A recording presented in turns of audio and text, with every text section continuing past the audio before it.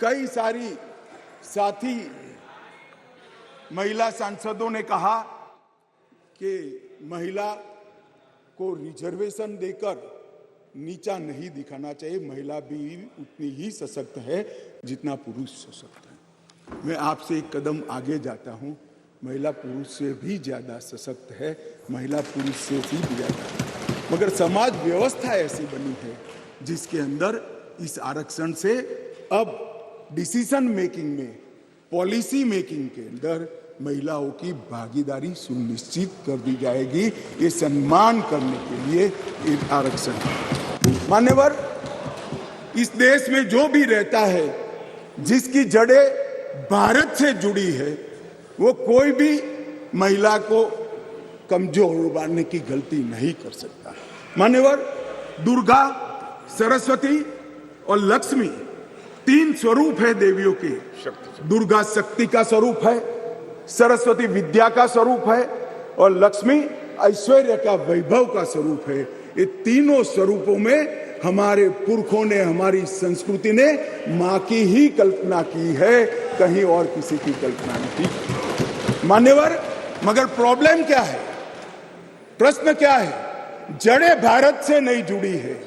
मैं कहना नहीं चाहता जड़ें कहां जुड़ी है, जड़ें अगर भारत से जुड़ी है तो तकलीफ नहीं पड़ती। मान्यवर, मैं आज आपको कहना चाहता हूं, हजारों वर्ष से हमारे सांस्कृतिक प्रवाह और हजारों वर्ष के हमारे देश के इतिहास के अंदर कई सारी ज्ञान की नई नई विधाएं और ज्ञान के नए नए आयाम हुए हैं। कहीं वेदों की ऋचा है, कहीं उपनिषदों के मंत्र हैं, कभी पुराणों के श्लोक पढ़े हैं।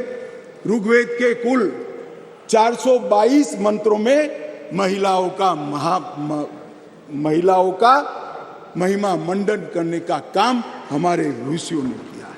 वेदों की रचना में योगदान देने वालों में गार्गी, मैत्रेयी, घोषा, विश्वम्भरा, श्रद्धा, संध्या, देवयानी, सची, अदिति, लोपामुद्रा, ये सारी माताओं ने वेदों को संवेदना से परिपूर्ण कर कर समग्र चराचर की चिंता करने वाली बनाए। मान्य अध्यक्ष जी, कहा जाता है अदिति को इंद्र की मां कहा जाता है। मान्यवर, अदिति चारों वेदों में पारंगत थी और चारों वेदों को पूर्ण करने में उन्होंने बहुत बड़ी भूमिका निभाई। मान्यवर, शासन की बात करें तो 10वीं शताब्दी में कश्मीर की रानी दिद्दा, कातकीय वंश की रुद्रमा 13वीं शताब्दी में रानी दुर्गावती, शिवाजी को शिवाजी बनाने वाली जिजाऊ, रानी चेन्नम्मा, महारानी अब्बका और महारानी लक्ष्मीबाई को इस देश का समाज और इतिहास कभी भूल नहीं सकता। मान्यवर, शिक्षा और समाज सेवा के क्षेत्र में गार्गी, मैत्रेयी, सुलभा, वड़वा, प्रतिथेयी, अरुंधति और सावित्रीबाई फुले ने इस समाज को संपूर्ण बनाने के लिए अपना योगदान दिया। हमें बिल जो लेकर आए हैं मान्यवर, ये भाव से लेकर नहीं आए। एक प्रकार की समाज व्यवस्था बनी है और समाज व्यवस्था में एक क्षति है। एक क्षति को सुधारने के लिए, महिलाओं को प्रतिभागिता बढ़ाने के लिए, उनका सम्मान करने के लिए 50% आरक्षण लेकर आज हम यहाँ पर आए हैं। मान्यवर, जहाँ तक ढेर सारे लोगों ने अलग अलग प्रकार की बातें की हैं मान्यवर, मैं आज यहाँ कुछ चीजों का जवाब भी जरूर देना चाहूंगा।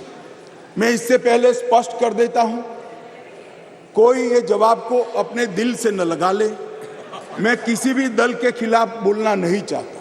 बहुत मौके आएंगे जहां राजनीतिक उत्तर देने की जरूरत होगी, दमखम के साथ देंगे, डट कर देंगे।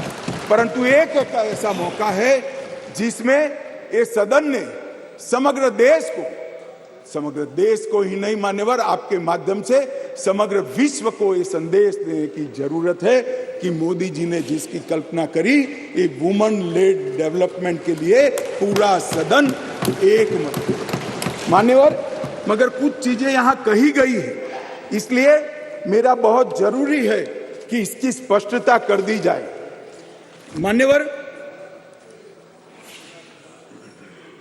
मान्यवर, ये जो प्रयास है ये वो 5वां प्रयास है। पहली बार ये महिला आरक्षण बिल नहीं आ रहा है, पहली बार ये संविधान संशोधन नहीं आया है। तो क्या हुआ वो 4 संविधान संशोधनों का? क्यों आज मोदी जी ने लेकर आना पड़ा? देवगौड़ा जी से लेकर मनमोहन सिंह जी तक, बीच में 2 बार अटल जी ने, 4 बार प्रयास हुए, क्यों नहीं हुआ? कौन कारण था? किसके कारण पास नहीं हुआ? क्या प्रयास अधूरे थे? क्या मंशा अधूरी थी? या कुछ लोगों ने इस प्रकार का किया कि आगे हो ही ना पाए? मान्यवर, ये मैं जरूर बताना चाहता हूं। मान्यवर, सबसे पहले इस संविधान संशोधन विधेयक 81वें संशोधन विधेयक के रूप में 12 सितंबर 1996 में आया, देवगौड़ा जी लाए। मुझे कोई आपत्ति नहीं है भाई, इसका पूरा यश कांग्रेस पार्टी में के अकाउंट में डालना है तो डाल दीजिए, आप भी वोट दे दीजिए, सहमति दे दीजिए, अपने आप आपको वोट मिल जाएगा। पर